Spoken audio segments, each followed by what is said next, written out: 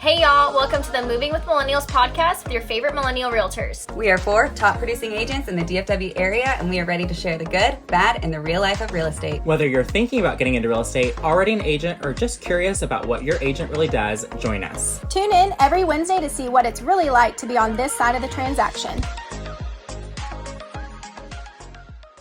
Hey guys, welcome to another episode of Moving with Millennials. Thanks for joining us. Today we are talking about loving your home.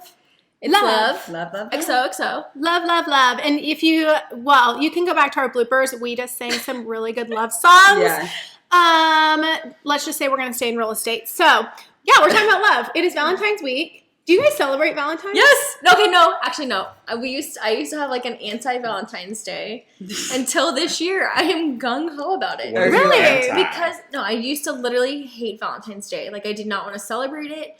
It's stupid. I just wanted to be loved every day of the year, not just once. No, but with the kids now, they are like so about this, like every holiday thing. Cute. So now I'm like, every holiday we can, let's celebrate it. Yes. They like got little love things to paint at the beach house. That's cute. Like a few weeks ago, and they painted. It's just so fun. Now I'm into it. So you're into it for that reason, not like you guys are going to go out. No. We usually just like, I don't know. We don't like. Everywhere is always like so booked, and it's like you have to book like months in advance. And we the usually do candy's something more low-key. expensive. Yeah. I know. We're the But, same. I'm yeah. like, no, like let's go out like a week before and we'll celebrate if we were gonna do it. Because otherwise you're. Yeah. And then you have to watch all the people like I'm not a PDA person, and then you watch all the people like PDAing, Jake, and then and you're just like, oh. So yes. We don't do it. I celebrate in the form that I eat all the Reese's Hearts possible. Yeah, you have some. I love like all the Reese's shapes, and love it. I don't like Reese's. I like stock up. Reese's Hearts are good. I stock up what on did enough. you just call them? Reese's. I said I thought Reese's. she said Reese's. I did say Reese's. Reese's Hearts are good. I meant Reese's. What she meant. Reese's. Not what I meant. Some people call them like Reese's or Reese's. Yeah. Anyways. Reese's. That's All right. what I call it. Yeah. But I'm the same way with or Brandie, like you were like with kids. I don't have kids, but in the classroom I would like do every holiday. We would celebrate so like the fun. smallest holidays. Like Guys, wait! So you know fun. what comes before Valentine's Day? I actually love it more than Valentine's Day. Super Bowl? No, that's not a holiday. No. What? Do you know? 2nd of February. Oh. It's Groundhog's Day. Oh. I was like Jake's birthday. Yes. I'm not a groundhog. But I thought that like Groundhog's depended. Day. We would do that. No, I am obsessed. I think it was being raised mostly on the East Coast. Punxsutawney Phil is like an icon in this house. Okay, remind me. It's like if he sees his shadow. We did this all the time. It's 6 we have more 6 weeks of more winter. weeks. If he doesn't see it, well, free summer. Yeah. Okay. You know, I just don't. I don't Well, believe in. We're gonna You talk guys about don't love Phil, so Back on track for the episode. Yeah, sorry. Today is all about love. We're going to talk about how to know you found the one, and we're not talking about like your love life. We're talking about found the one as in like when you're searching for your home or new home. And then we're also going to talk about how to make sure that your home is swoon worthy as you have buyers kind of looking at it. I love it. We're going to talk about kind of some of those things. Yeah. I think a lot of buyers, they think they know what they want until they walk through things. And then they really see what they do and don't love. For us, we had been looking for a house for 3 to 4 years. We weren't really willing to move if we weren't going to be in a house for a long time. So we knew exactly what we were looking for. So when you do find that one that you love, I mean, I walked through this and got to the second room and I was like, this is it. Like sometimes you just know. You know. Totally. For sure. I can, I totally I get that because like I have buyers like they walk in and they're like, yeah, no. And we're like, don't even waste your time. Let's keep going. Just turn around. Yeah. You'll know. Yeah. When you know, you know. So I think kind of one of the first recommendations we're going to talk about is start with your why. And so for this, it's, I think it's really important to identify why you're buying your new home. Is it an investment property? Do you need more space? Are you looking to start a family? Is it a vacation home? And there's all kinds of reasons for why you may be purchasing your house. And so I think that's one of the first things is identify why you're buying that home. Yeah. And that really comes in like in our jobs, like when we sit down for a consultation with buyers, that's something that kind of I ask obviously is like, why do you need a new home? And then we kind of go into like some of the other things. Yeah. Like why do you need 4 bedrooms? Why do you need this area? Yeah, I think that's one of the things like I think clients kind of get surprised with and I explain that. I'm like, anytime you tell me something during our consultation, I'm always gonna ask why. And it's like you said, like, I need 4 bedrooms. Why? And people are like, oh, I'm like, I need to know. What do you plan to do in each of those rooms? rooms? No, it's like, it helps me. And I tell them like, it helps me make sure that I understand your importance needs. of it. and why it is important to you. So that way, if something comes up that doesn't match that, maybe there's another option. Exactly. I think something all of us do, and a really good agent will do, is have a buyer questionnaire that we send out, and that will just let us. That also is kind of like a preemptive thing that tells us before we sit down what you're looking for. Yeah, absolutely. And then I think the next thing you really want to like identify, like, what are your must-haves? So like we talked about why you need them, but like which things are like maybe more negotiable or deal breakers, because we want to make sure that if it's a must-have, like you have to have it, then we're not going to go see the house that only has 3 bedrooms. You said you have to have 4 bedrooms. So let's just go ahead and, get rid of those as an option. And that ties into like, I mean, some people like have to have a pool, but if that property is like, if there's room to build a pool, that's also an option. And we help guide our clients to like, Yeah. And these must-haves should be things that you cannot change, right? Like they're possible to change. Impossible or just extremely cost prohibitive. Yeah, exactly.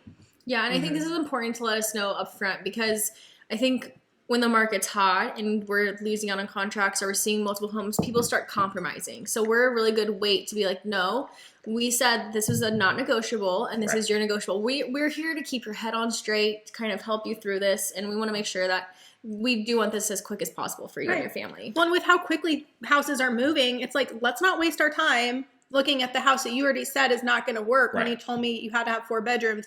Let's not go see it just to go see it, basically. I don't call them non-negotiables or must-haves during my consultation. We go over needs versus wants. So what are your needs for the home? Like, what does it have to? It has to check these boxes for you to have, the home it's what you need. And versus like wants, like it would be nice to have. Those are totally different. So, but it ends up being the same thing. The needs are the non-negotiables. Those are what they have to have. So it doesn't matter what your agent calls it. Just make sure that you're identifying whatever that is. Yeah. Really. And I think the biggest thing is location. That's one thing you can't change. And most of my buyers are like, I need to be in this location, XYZ from work. Yeah. And that kind of brings into school districts too. Some people are very particular for a good reason. You want, your kids to be in a good school district. So so that would be a good thing. Are you wanting to be close to certain schools, golf courses, any community amenities that you would like to enjoy? I think a good example is when we lived on Stacy Road. I don't think we realized how much we had on Stacy Road. We had Whole Foods, Target, Container Which Store. one was Stacy Road? Rocky Creek. Oh, like we had Allen. literally in Allen. I mean, we had everything in our 5-minute span. Kroger we could walk to. And so if that's something you get to want, the Red River in 5 minutes. Yeah, like Wait, is that Oklahoma? I thought the street was Where are you living, Oklahoma? Do you have a gym in your shop? The Stacy Road was the exit we would take, okay. but that had all of our shopping. So I think if that is important to you, do not budge and move a little bit further out, because I think we've took for granted all of that, and that's been kind of the hardest adjustment we've had here. Yeah. I think that comes down to lifestyle. So like what you're kind of mentioning, like I break that into like, what lifestyle do you want? Like you said, like golf course, amenities. Do you want a community pool because you don't want to maintain your own? Like those kinds of things. It's really important to really realize, your lifestyle. What lifestyle do you want? I mean, it's kind of like picking a partner, like I'm just going to say, when you're thinking of like, there's no perfect guy out there. I'm sitting right here. Jake's like, yes, there is. There's no perfect like significant other. So it's like, what are your must-haves? What are your deal breakers when it comes to dating? I know we weren't going to talk about dating, but that's really how you have to think about it though. Sure. And then it's like, okay, so maybe like, his mother is a little, I love my mother-in-law. But like, I can do it in the dining room.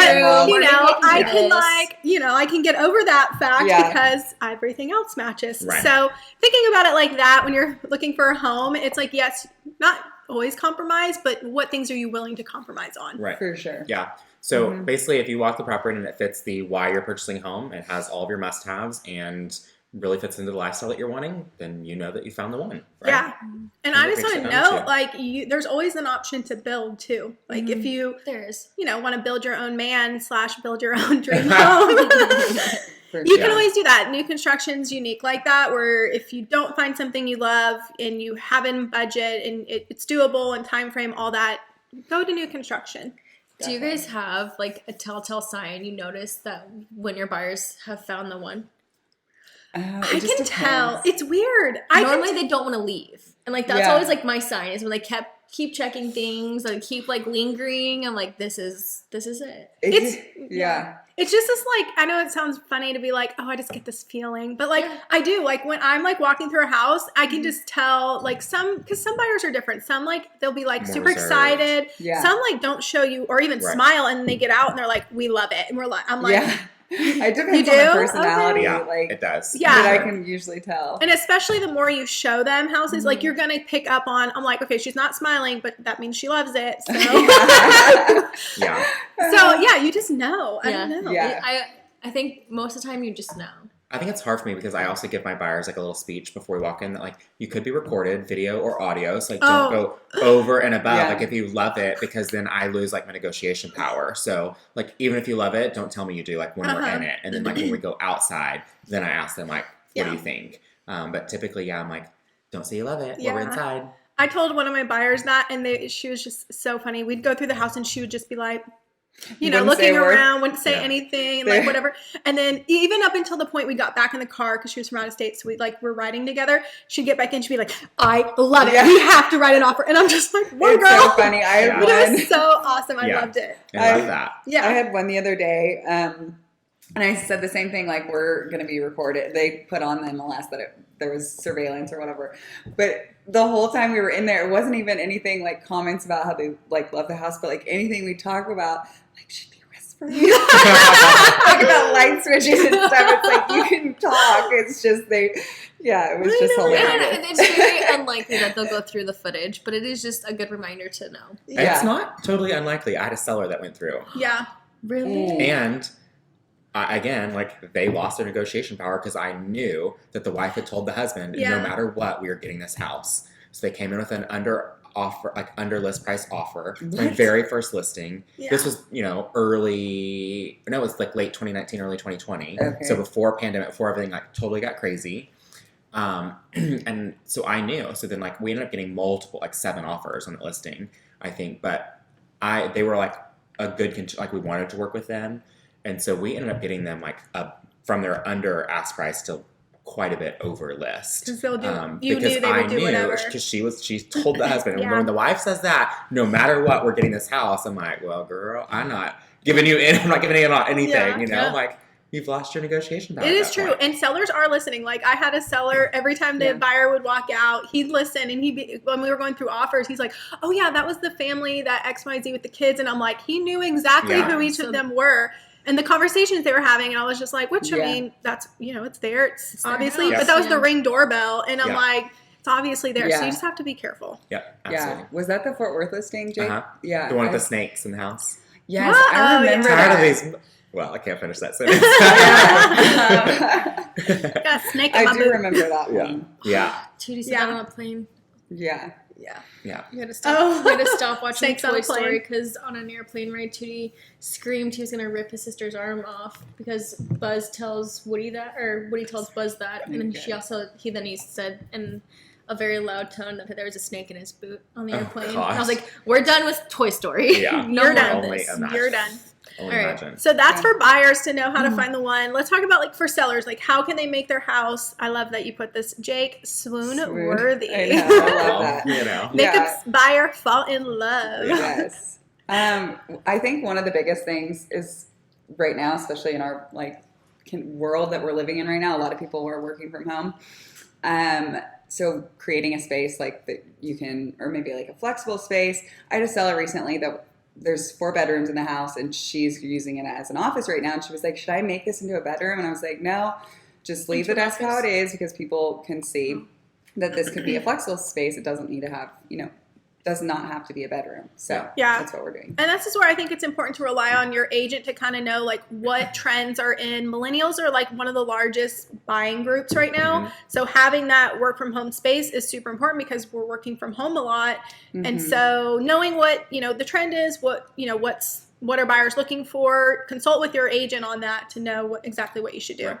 So one of the things that I learned when I worked for the interior design firm that we did model homes, it was all about creating those model homes for home builders that people would fall in love with the style that they wanted to build a house with that builder, just based on the style of that home, was that people, even like for homes, and you won't really think this, they're visual buyers. So you can't expect people to imagine what a space could be. You have to show them what it could be. Right. So like if you know, you have to create an office, and instead of just telling people like, oh, it could be an office, like you literally, it's just like people shop the mannequin, like when they're shopping for clothes, a lot of people, like they'll see a cute outfit like on a mannequin or in a window, and they're like, they end up buying that full outfit because they're visual shoppers. So staging the space. Yeah, Yes. exactly. I think it's hard for a lot of clients, especially, Jake, men, to envision things when they're walking through homes with their wives. And so if the builder can do that, or if you can do that for your home, it's going to sell for me faster. to do, actually. Yeah. Really? Yeah, I'm not very good at visual. Like, I'm even right now. Picture through walls. It Me doesn't too. matter to me. I'm like, we can design this. Let's go.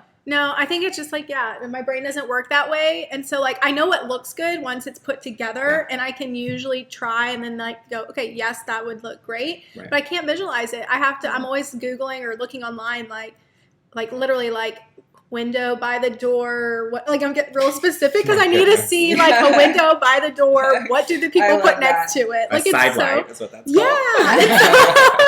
And in case you want to Google something a little more clearly. Next time I'll just text you. Right. Yeah, so it's like I need to, like, see that in order to, like, I don't know.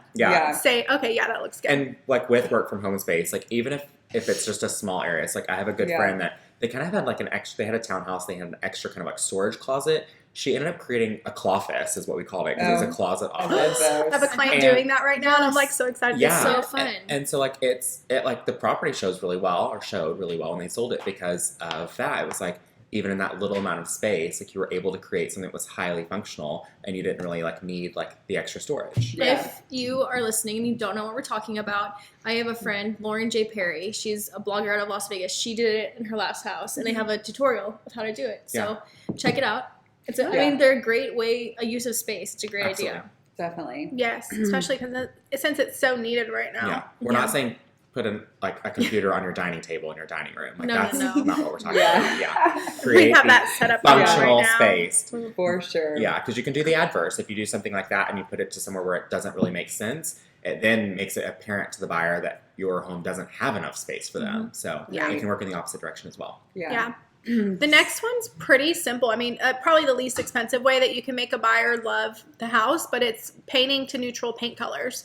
Makes a huge difference. For sure. And like bright colors are so distracting. Like, I mean, recently there was like the home was beautiful, neutral everywhere else, but then this one room was just like bright pink, and one room was like, I don't know, baby blue.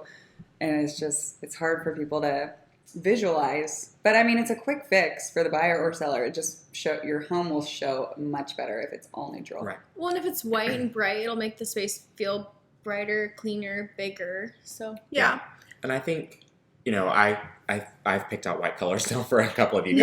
Yes. So multiple times. There's so many options. There are. So I think it's really important to know, one, take a look at your existing home, the cabinet color, the countertop colors, the flooring colors. If those are all warmer tones, then you need a white that has a little bit of a golden undertone, or don't ever do like a red undertone, because then your walls end up looking like pink. But yeah, so you need a warmer white. Whereas like if you're like this, where it's like it's whites and grays and those kinds of tones, and you want like a white that either has a blue, cool, or a gray undertone to it. So it's one of those things where I like recommend like always going to just going to a paint store and ask them what their most popular neutral paint colors are. And when a lot of people don't really realize how many whites there are, but when they show you their 5 most popular whites, you'll be able to see like, oh, one looks kind of blue, one looks kind of yellowish, and so like you'll be able to compare them, and then as long as you know what tones your home has already, then you can find the right white. Definitely. Or if you're like me, I always love to go to like model homes and stuff, and just kind of find something that's already similar, like cabinet color that I have and all that, and say, okay, what color is on the walls? Absolutely.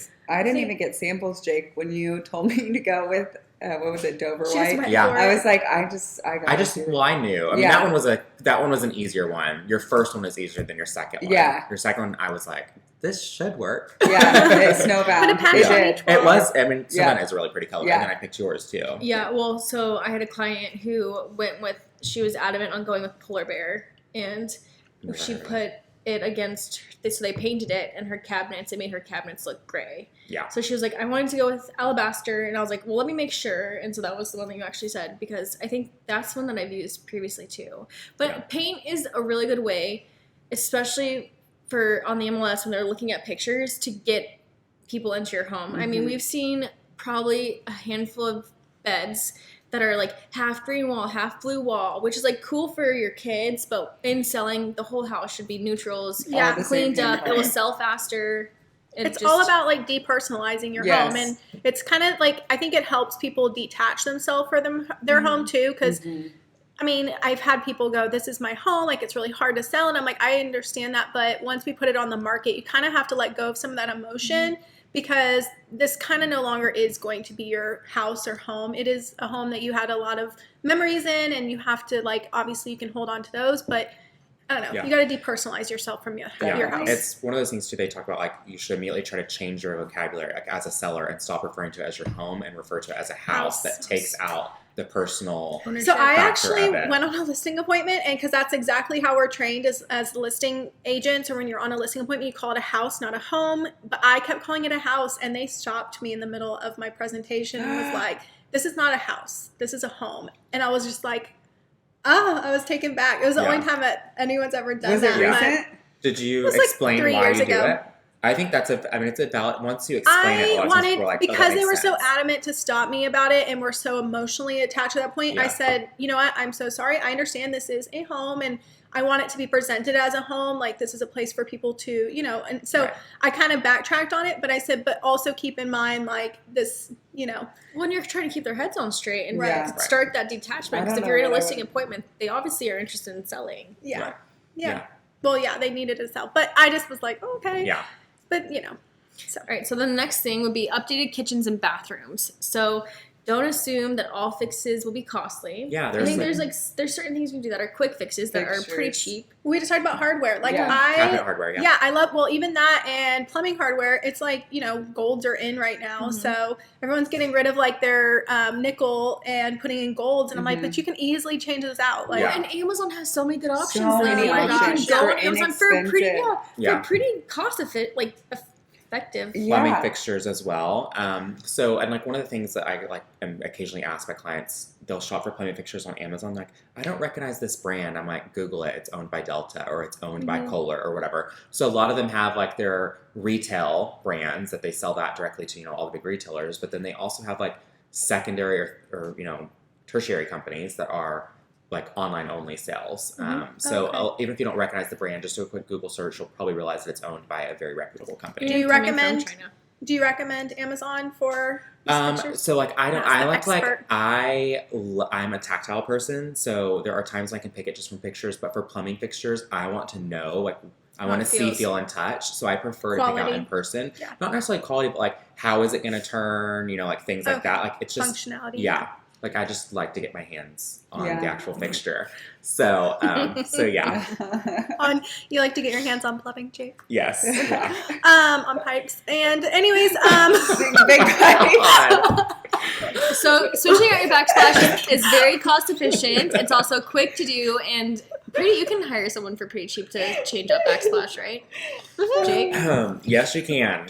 But lay that tile. If you are not, if you're not a very handy person, though, you definitely want to. I think I'm really big on like don't DIY it. Oh God, no! Have someone so many people DIY, even painting cabinets. Have someone do that professionally, because that you will be able to tell.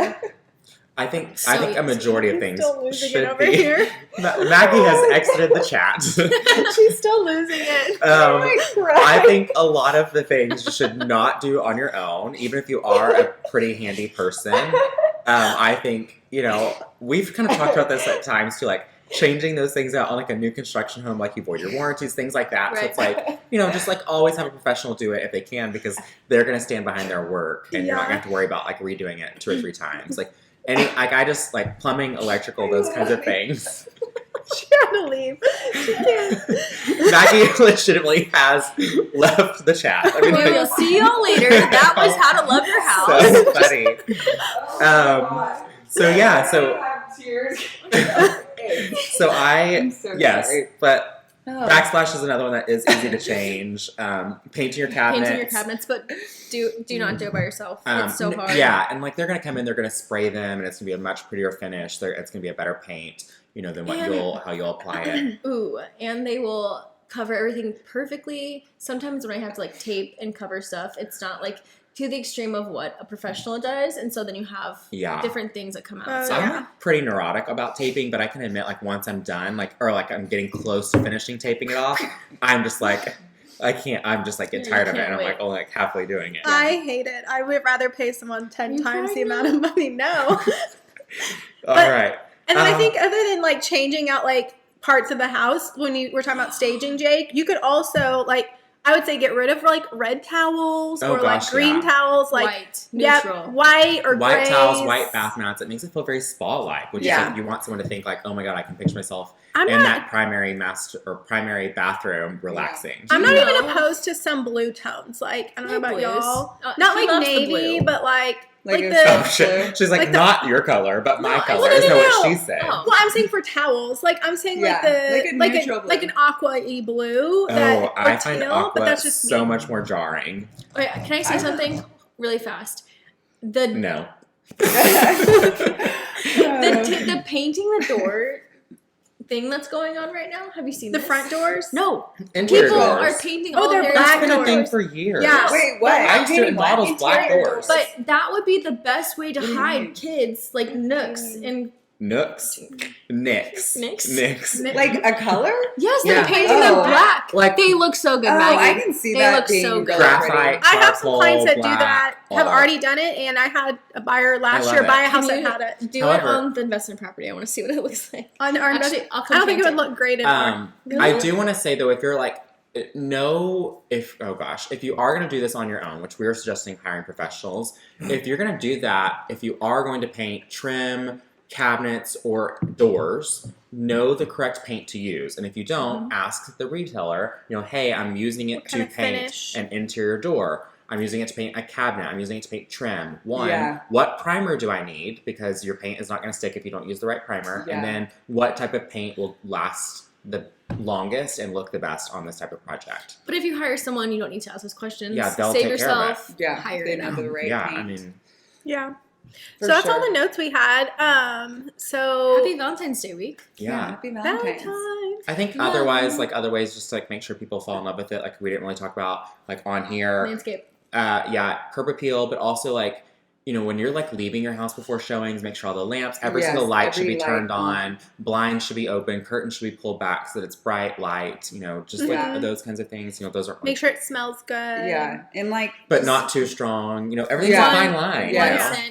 Just try and pre-pack as much as you can. I mean, just declutter, just remove as many things as possible. Yep. And if you do like live in this is something we would do for model homes, if you live in a community that has like a community pool or something like that, it like sounds clutterish, but like leave something out that will make people realize or remember that there is a pool in the community. Yeah. So like we would do like all kinds of things for people to like see the lifestyle. Like we would put in like yoga mats if there was like a yoga studio like close by, and like we would brand them to that yoga studio. So like people would be like, oh yeah, Sunstone's close by, or like whatever it was. There's all kinds of tips and tricks. Yeah. We would do like we had a house that was like close to a farmer's market in Houston, and so like we had like little canvas bags in the kitchen that had the farmer's market logo on it, and it was like, well, obviously fake produce, but like produce in it. Yeah. So there's all kinds of things that you can like get point really out creative. The lifestyle of what it's gonna to live there. Yeah. Fun fact: Dallas has the biggest farmers market in America. Yeah, I don't. And like the busiest.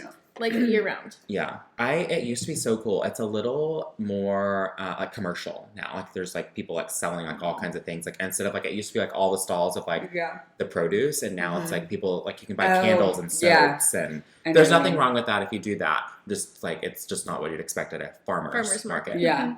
It's not what it used to be. Yeah. Cool. So anyways, happy Valentine's Day. I hope we post all the bloopers of y'all singing. Or me like crying. Yes. That's gonna be in there. Oh my gosh. You look. Yeah. All right. Bye guys. Bye.